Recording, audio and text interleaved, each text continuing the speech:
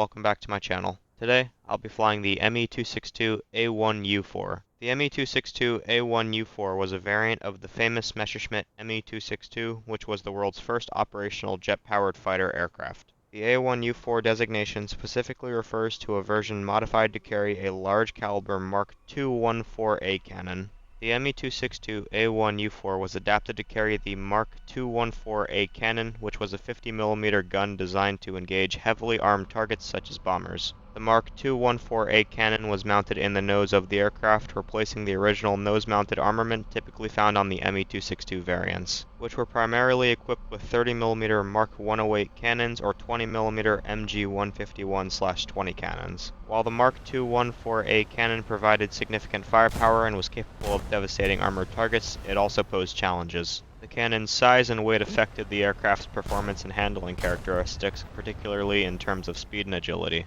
Only a small number of these modified aircraft were produced and deployed. Overall, the Me-262 A-1 variant represents an attempt to enhance the firepower of the revolutionary Me-262 jet fighter by equipping it with a powerful anti-armor cannon. That's it for the history lesson. I hope you enjoy the combat.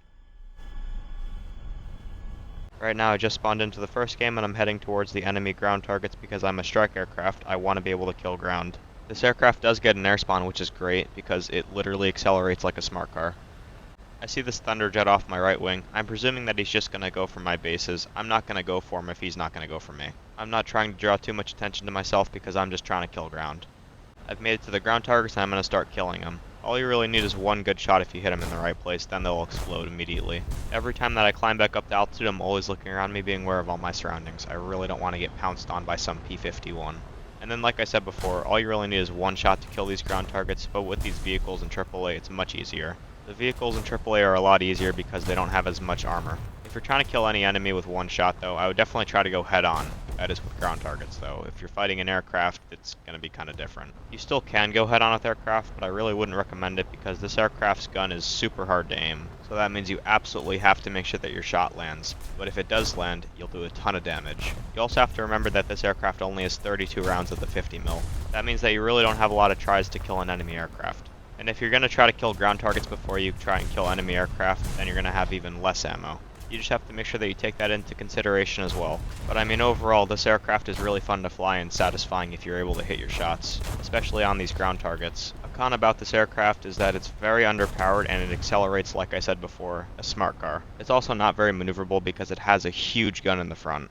As I'm finishing up with these ground targets, I'm also taking into consideration how much ammo I have left. It would be smart to keep a reserve of like 5 rounds left, but I didn't do that because I got a little greedy. You are going to be faster than a lot of the props at this BR, but if they're diving down onto you, you're pretty much screwed. This is why I prefer a lot of the super props over these lower tier jets. And when I say super prop, I mean a higher tier prop, so like the P-51H, a Spitfire Mark 14, those kinds of aircraft. They're going to be overall more maneuverable, and if you're diving down onto an enemy, like I said, they're faster than all these jets. And of course, I'm talking about whenever the jet's straight and level. Right now I just ran out of ammo and I'm going to head back to my airfield.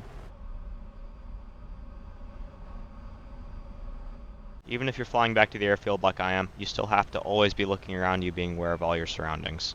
There are a couple of enemy aircraft off my left wing. I'm trying to make the decision if I go to my unarmed airfield or if I go to the armed airfield. I do see a lot of my allies around these two enemies, so I just make the decision to go to the close airfield. Right now I'm using the forward slip technique, which is opposite aileron and opposite rudder. That will make me hold certain airspeed and make me descend in altitude a lot quicker because I am very high. A better option would be to just go around, but I'm not going to do that. I'm not a wimp.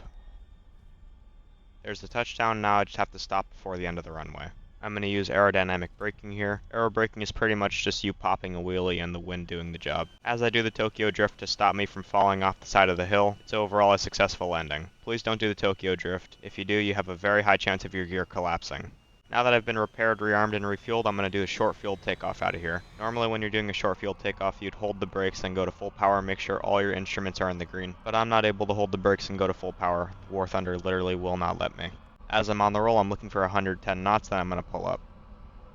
There's 110 knots, I start the pull here, and I just keep that nose up so I can climb above any obstacles in front of me. You absolutely have to make sure that you push your nose down after so that then you don't run out of energy. And then once you start climbing and gaining airspeed, that's when you bring the flap up. Now that I've taken off again, I see this last guy. He's an F3D1 in front of me. I'm going to try my best to take him out.